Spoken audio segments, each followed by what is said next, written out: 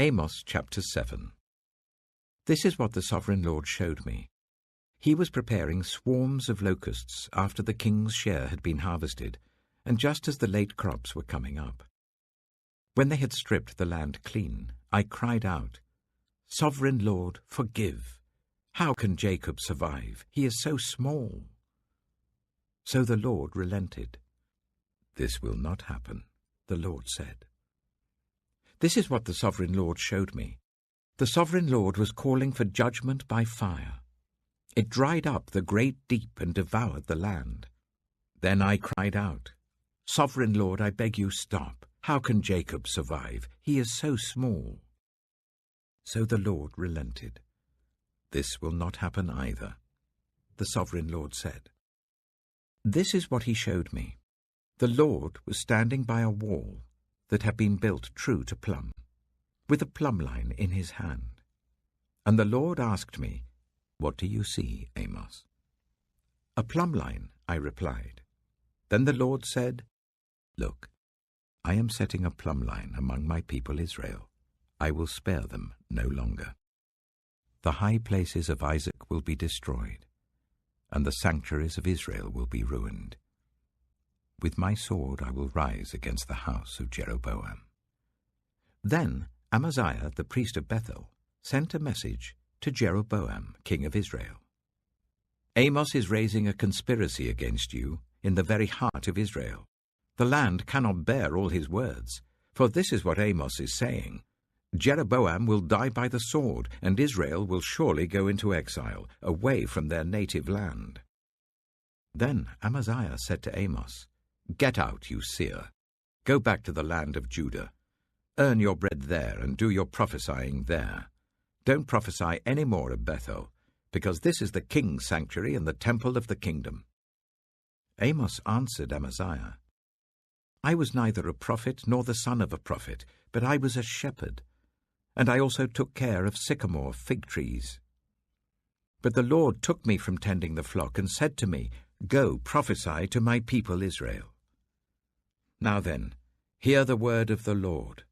You say, 'Do not prophesy against Israel,' and stop preaching against the descendants of Isaac. Therefore this is what the Lord says.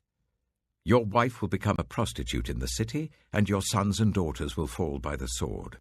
Your land will be measured and divided up, and you yourself will die in a pagan country. And Israel will surely go into exile, away from their native land." Amos chapter 8.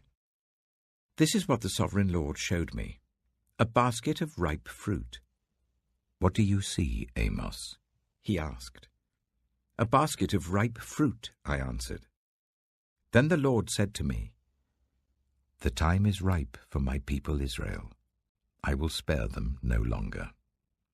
In that day, declares the sovereign Lord, the songs in the temple will turn to wailing, many, many bodies flung everywhere. Silence. Hear this, you who trample the needy and do away with the poor of the land, saying, 'When will the new moon be over, that we may sell grain, and the Sabbath be ended, that we may market wheat?' Skimping on the measure, boosting the price, and cheating with dishonest scales, buying the poor with silver and the needy for a pair of sandals, selling even the sweepings with the wheat. The Lord has sworn by himself, the pride of Jacob, I will never forget anything they have done. Will not the land tremble for this, and all who live in it mourn? The whole land will rise like the Nile. It will be stirred up and then sink, like the river of Egypt. In that day, declares the sovereign Lord, I will make the sun go down at noon, and darken the earth in broad daylight. I will turn your religious festivals into mourning, and all your singing into weeping. I will make all of you wear sackcloth and shave your heads. I will make that time like mourning for an only son, and the end of it like a bitter day.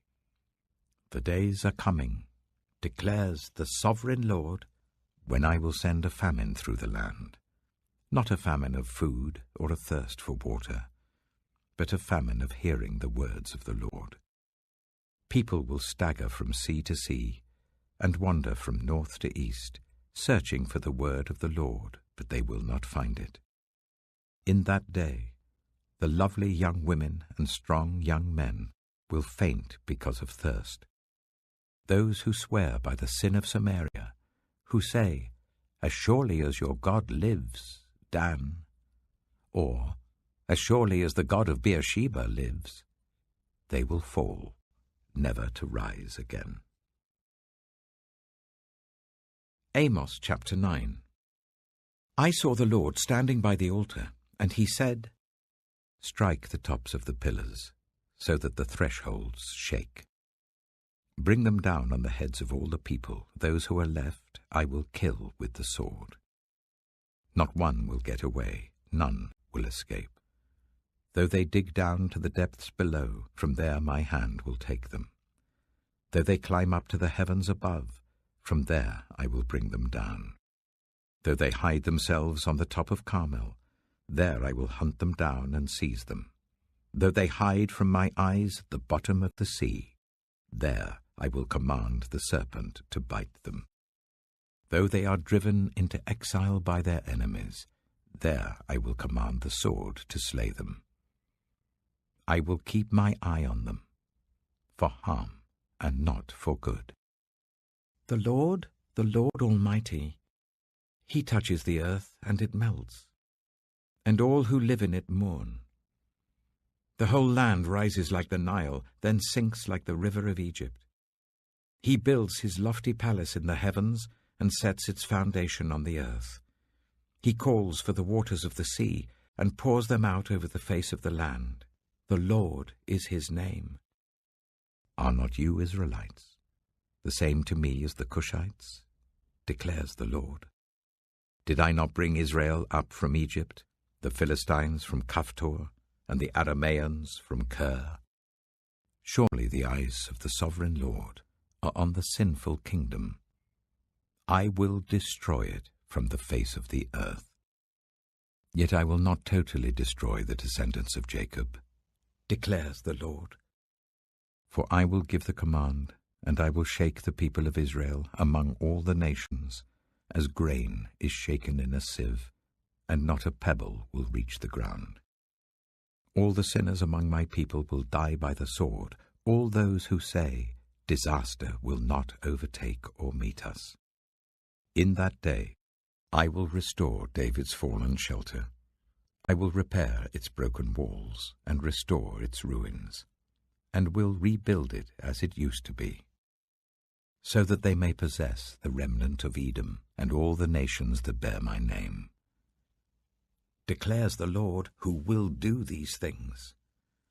The days are coming, declares the Lord, when the reaper will be overtaken by the plowman, and the planter by the one treading grapes.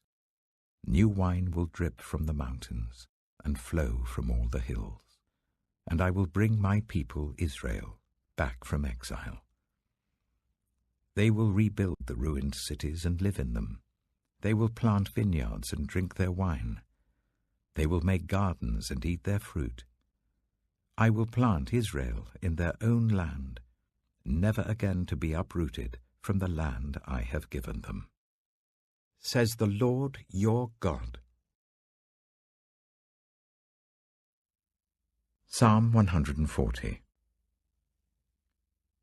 Rescue me, Lord, from evildoers. Protect me from the violent, who devise evil plans in their hearts and stir up war every day. They make their tongues as sharp as a serpent's. The poison of vipers is on their lips. Keep me safe, Lord, from the hands of the wicked. Protect me from the violent, who devise ways to trip my feet. The arrogant have hidden a snare for me. They have spread out the cords of their net, and have set traps for me along my path. I say to the Lord, "You are my God." Hear, Lord, my cry for mercy. Sovereign Lord, my strong deliverer, you shield my head in the day of battle. Do not grant the wicked their desires, Lord. Do not let their plans succeed. Those who surround me proudly rear their heads. May the mischief of their lips engulf them. May burning coals fall on them.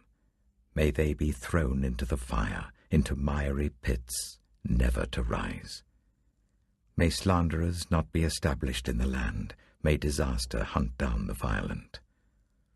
I know that the Lord secures justice for the poor and upholds the cause of the needy. Surely the righteous will praise your name, and the upright will live in your presence. Proverbs chapter 27. Do not boast about tomorrow, for you do not know what a day may bring. Let someone else praise you, and not your own mouth, an outsider, and not your own lips. Stone is heavy and sand a burden, but a fool's provocation is heavier than both. Anger is cruel and fury overwhelming, but who can stand before jealousy? Better is open rebuke than hidden love. Wounds from a friend can be trusted, but an enemy multiplies kisses.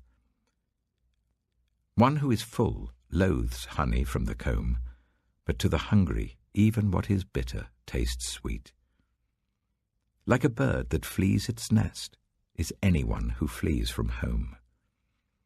Perfume and incense bring joy to the heart, and the pleasantness of a friend springs from their heartfelt advice. Do not forsake your friend or a friend of your family, and do not go to your relative's house when disaster strikes you. Better a neighbor nearby than a relative far away. Be wise, my son, and bring joy to my heart. Then I can answer anyone who treats me with contempt. The prudent see danger and take refuge, but the simple keep going and pay the penalty. Take the garment of one who puts up security for a stranger. Hold it in pledge if it is done for an outsider. If anyone loudly blesses their neighbor early in the morning, it will be taken as a curse. A quarrelsome wife is like the dripping of a leaky roof in a rainstorm.